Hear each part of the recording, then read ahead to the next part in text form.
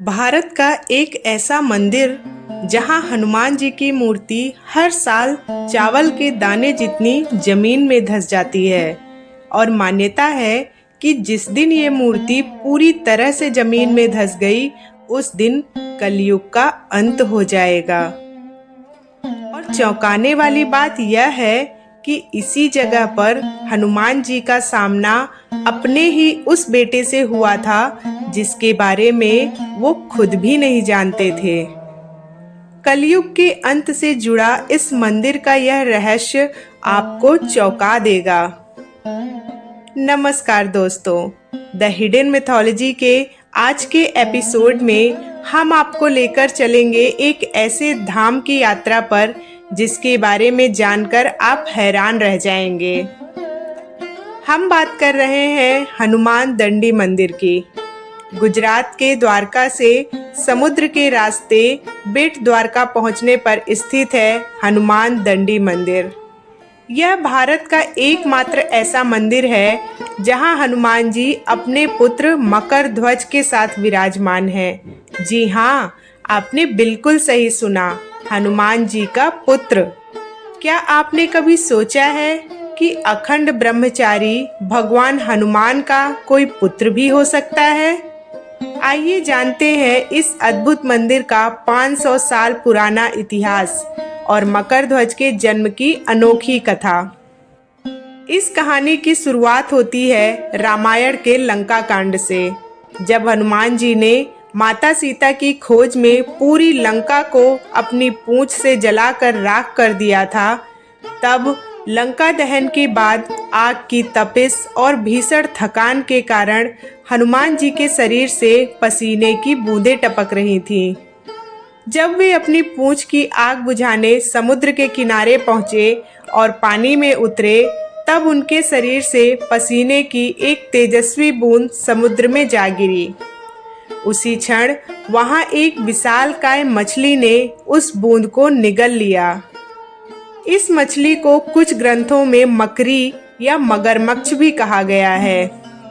उस पसीने में हनुमान जी का अदम्य बल और तपस्या का तेज था, जिससे वह मछली गर्भवती हो गई। बाद में जब पाताल लोक के राजा अहिरावण के सैनिकों ने उस मछली को पकड़ा और उसका पेट चीरा, तो उसमें से एक अद्भुत बालक निकला, जिसका ऊपरी हिस्सा वानर के जैसा था और निचला हिस्सा मछली के जैसा।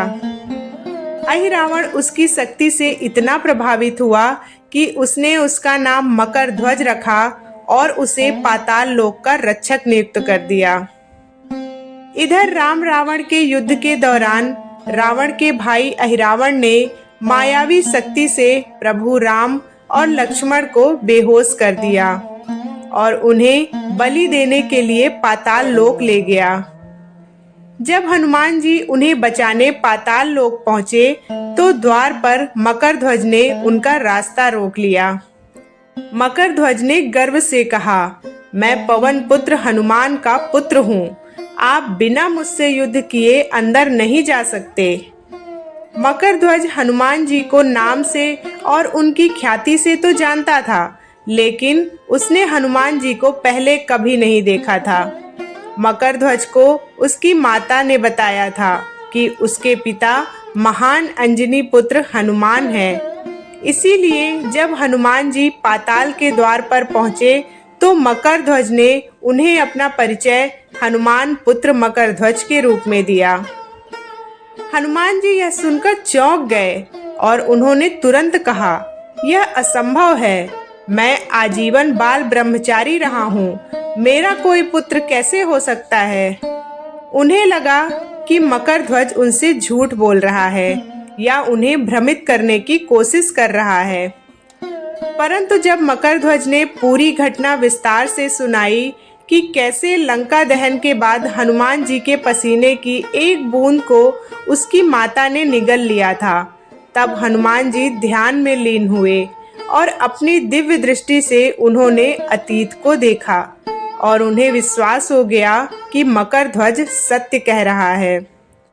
जब हनुमान जी ने अपना परिचय दिया कि वही हनुमान है, तब मकर ध्वज को एहसास हुआ कि वह अपने पिता के सामने खड़ा है। मकरध्वज ने पहचानते ही हनुमान जी के चरण स्पर्श किए और उनका आशीर्वाद लिया। लेकिन उसने हनुमान जी से कहा कि हे पिता, आप मेरे पूज्य हैं, लेकिन मैं अहिरावण का सेवक हूँ और अपने स्वामी के द्वार की रक्षा करना मेरा धर्म है। आपको अंदर जाने के लिए मुझसे युद्ध करना होगा। और फिर हुआ पिता पुत्र के बीच धर्म युद्ध। मकरध्वज बहुत शक्तिशाली था, लेकिन अंततः हनुमान जी ने उसे द्वंद्व युद्ध में पराजित कर दिया। उन्होंने अपने पुत्र को अपनी ही पूंछ से बांधकर बंदी बना लिया ताकि वे पाताल लोक के अंदर जाकर प्रभु श्री राम और लक्ष्मण को बचा सकें। मकरध्वज को हराने के बाद अहिरावण को मारने के लिए हनुमान जी ने अपना सबसे शक्तिशाली पंचमुखी अवतार धारण किया। अहिरावण की जान 5 दीपकों में थी, जिन्हें एक साथ बुझाना जरूरी था।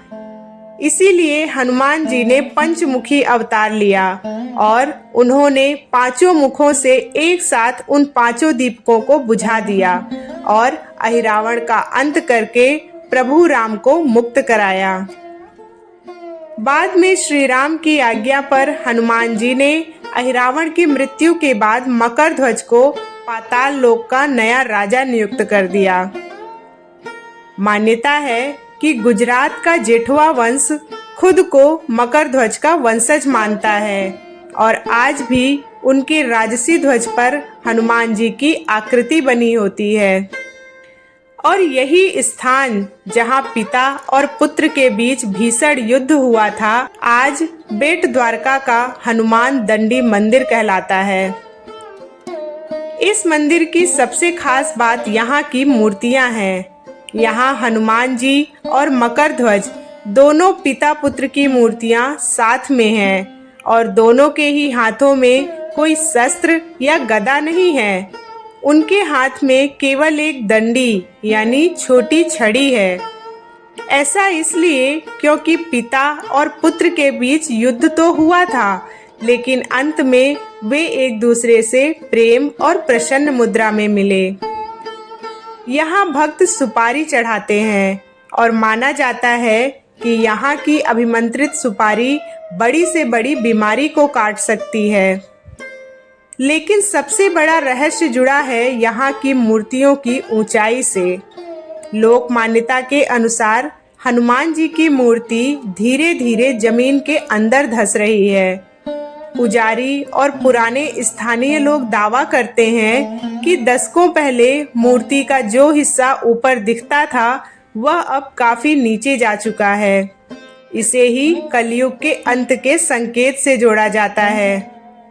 माना जाता है कि जिस क्षण हनुमान जी पूरी तरह भूमिगत हो जाएंगे, उस समय कलयुग की समाप्ति हो जाएगी और नए युग का उदय होगा। इसके विपरीत मकरध्वज की मूर्ति के बारे में माना जाता है कि वह धीरे धीरे जमीन से बाहर आ रही है, यानी एक मूर्ति नीचे जा रही है और दूसरी ऊपर। कुछ लोग इसे भौगोलिक बदलाव या मंदिर के पुराने ढांचे के दबाव के रूप में भी देखते हैं। भक्तों का विश्वास है कि यहाँ दर्शन करने से जीवन के सभी संकट दूर हो जाते हैं। विशेष रूप से समुद्री यात्रा पर जाने वाले लोग हनुमान जी का आशीर्वाद लेने यहाँ जरूर आते हैं। द्वारका की सुरक्षा का जिम्मा भी भगवान कृष्ण ने इन्हीं दंडी वाले हनुमान को सौंपा था। यह कहानी भी बहुत दिलचस्प है, जिसे मैं अगली वीडियो में आप लोगों के साथ जरूर शेयर करूंगी। तो दोस्तों, अगली बार जब आप द्वारका जाएं तो इस रहस्यमयी मंदिर के दर्शन करना ना भूलें। ऐसी ही रहस्यमयी और अनसुनी पौराणिक कथाओं के लिए हमारे साथ जुड़े रहें। जय श्री राम।